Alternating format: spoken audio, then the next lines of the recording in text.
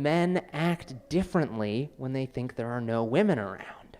But luckily for all of you, I went deep undercover. I pretended to be a man for like 20 years so I can report back.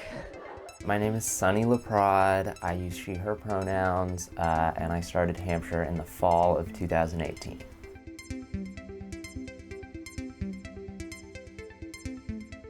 So my div is an hour-long stand-up special that I wrote and performed and directed, revolving around the themes of like queerness, transness, and mortality. But it is actually funny, I do promise.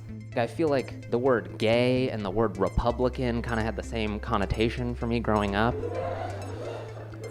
Like, I don't really know what that means, but I know it's bad for the moral backbone of this country.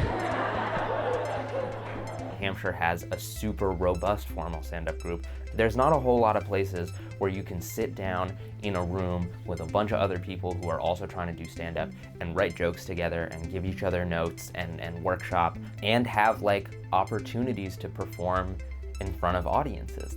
I was a pretty queer little kid, not like actively.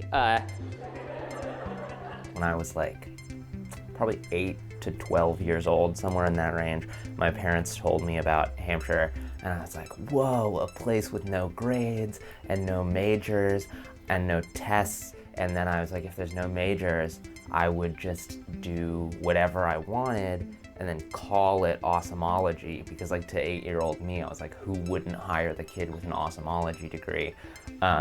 And so I figured that I owed it to myself to title the project that. The title of the project itself is called Awesomeology, A Year of Stand-Up, but the actual special itself is called Queer Enough.